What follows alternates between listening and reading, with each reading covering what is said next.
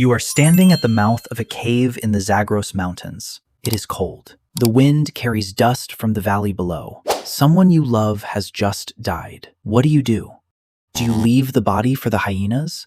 Do you walk away and never look back? Or do you dig? You dig into the hard earth with your bare hands, and before you lower the body into the ground, you go out and you gather flowers. This is not a modern funeral. This happened over 60,000 years ago. And the people doing it were not your ancestors. They were Neanderthals.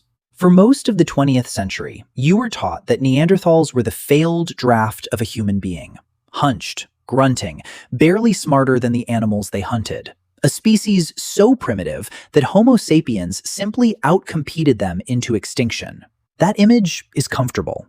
It makes you feel like intelligence and emotion arrived only with us. But comfortable and true are not the same thing. In 1957, an archaeologist named Ralph Solecki began excavating a cave called Shanidar in northern Iraq. Inside, he found the remains of at least 10 Neanderthal individuals. One skeleton, labeled Shanidar 4, was surrounded by unusually high concentrations of pollen.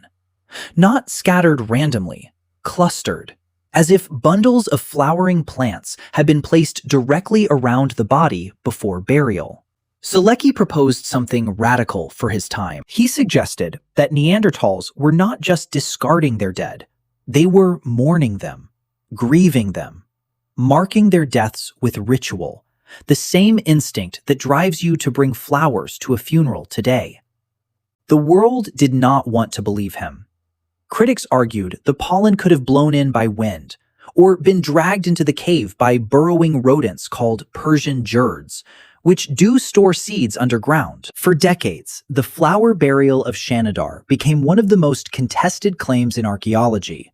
Was this real evidence of Neanderthal emotion, or wishful thinking projected backward onto bones that could not speak for themselves?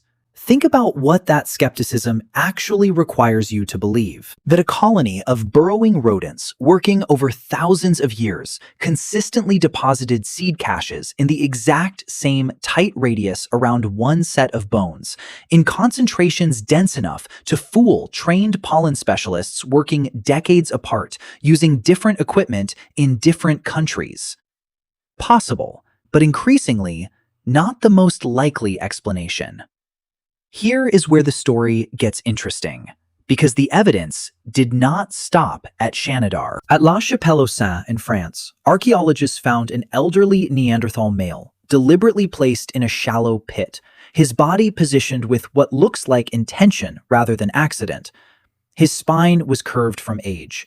His joints were worn smooth by arthritis. He had lost nearly all of his teeth years before death, which means someone had been softening or pre-chewing his food long before that grave was ever dug. He could not have survived alone. Somebody chose to keep him alive. At La Ferrassie, another French site, multiple Neanderthal burials were found clustered together, including several infants, suggesting a location the group returned to again and again across generations. This was not a random resting place. It was, in every meaningful sense, a cemetery. Bodies do not arrange themselves this neatly by chance. Something, or someone, was making a choice. Then, in 2020, a team led by archaeologist Chris Hunt returned to Shanidar Cave with modern technology Solecki never had access to. Better dating methods, better pollen analysis, better ways to rule out contamination. Their re-excavation uncovered a new set of remains, and once again, the pollen signature pointed toward deliberate placement of flowering plants. Not proof beyond all doubt. Archaeology rarely offers that, but strong enough that many researchers now take the flower burial seriously again. So let's reconstruct what this might have actually looked like. Picture a small group of Neanderthals, maybe 15 individuals, a tight, interdependent family unit, the kind Neanderthals are now known to have lived in. One of them, an older member of the group, has died, perhaps from illness, perhaps from an injury that, in a harsher environment, would have been fatal weeks earlier if the group hadn't cared for him. And that detail matters more than you might think.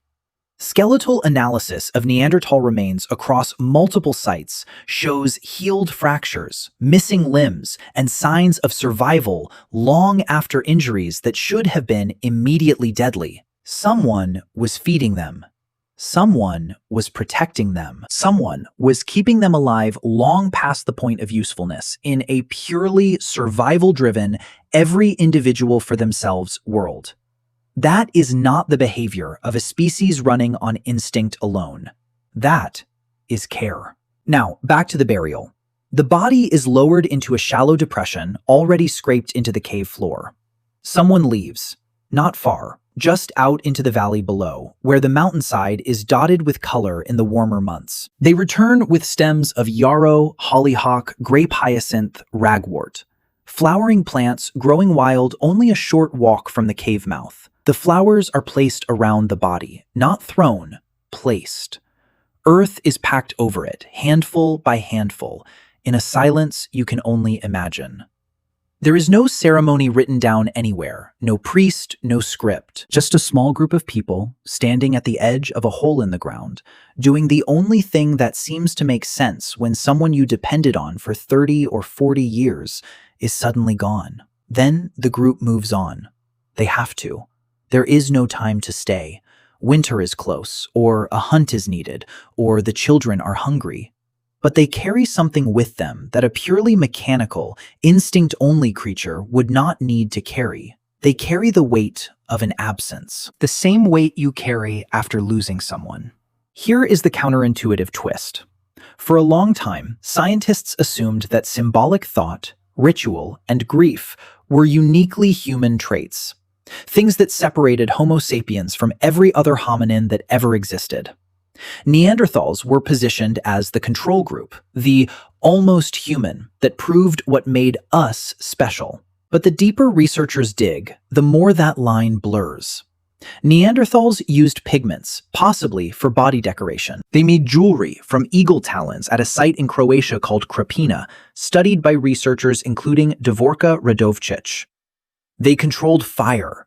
They cared for their injured and elderly.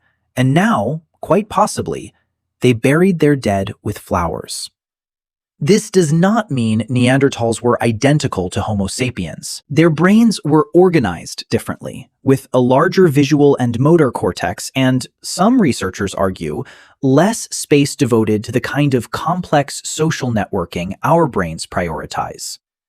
Their technology developed at a different pace.